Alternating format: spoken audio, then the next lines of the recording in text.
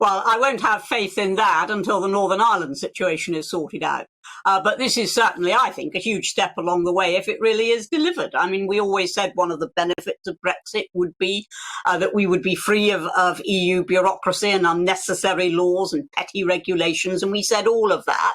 And it hasn't really been delivered because, as you observe, we've been preoccupied with COVID. So I will withhold judgment until I've seen exactly how much and how quickly they're going to do it. But I'm very pleased. I mean, I think this is something we've all been waiting to hear. And do you think that this will sharpen people's attention to delivering on some of the benefits of Brexit by setting sunset clauses? So in 5 years' time, the regulation in our statute books essentially comes to an end and the gap needs to be filled.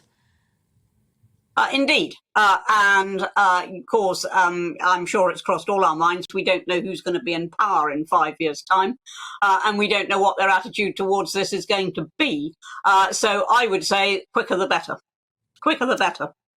There are a lot of Brexit dividends that perhaps people like you and I would have liked to have been cashed in by now, like cutting VAT on fuel, something I mentioned in my opening, or really taking, a knife to some of the tax that's being placed on business, something we can do outside of EU competition regulation.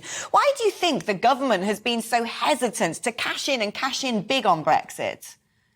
I've been very disappointed. I mean, this government has approached everything with a sort of high tax, high spend attitude, which frankly is what we've always associated with Labour. Whereas I think we should have gone for stimulating growth in the economy, like Thatcher did, by cutting taxes rather than raising them. And I'm with you. We've been hidebound as far as VAT goes because we've been members of the European community. Well, now we're free. We can do what we like with VAT, and yet we're not doing it. And we're not creating Singapore on Thames, if you like. We're not sort of stimulating business to come here and thrive and know that this will be a deregulated, low tax economy, which is what attracts business. We haven't done any of that. I don't understand it. Even COVID doesn't excuse complete inaction on those fronts. We have seen a few sort of green shoots of sovereignty, though. We have essentially got rid of a lot of Brussels regulation on research and innovation, especially in things like genetic engineering of crops. We've heard today that imperial measures are no longer going to be banned. But are these things sort of fussy little bits around the edges rather than really putting meat on the bones of Brexit? Well, I mean, there is serious stuff and there is essentially trivial stuff. I'm glad we've got the crown mark back on our pint glasses. I mean, I never acknowledged the right of the EU to take those away. So I'm glad we've got that. Glad we've got it for the Jubilee. Glad that people can, if they really want to, sell in pounds and ounces. Very glad about it all. But that is not what is going to transform the country and really give us the big Brexit dividends. The big Brexit dividends will come from the sorts of things I've already been talking about, reducing burden on business, stimulating the economy, making the most of our freedoms to set our own taxes in regard to VAT.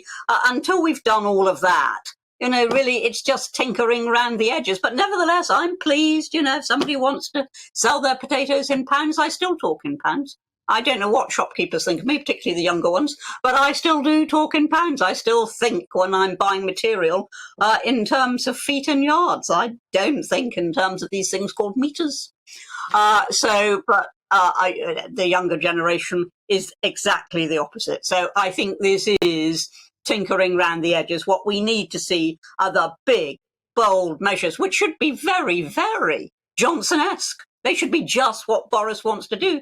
This is the man who ordered all those vaccines before they'd even been approved, never mind produced. This was Boris, really the buccaneering Boris. And we need that now to get a real stimulus for the economy. We're not seeing it.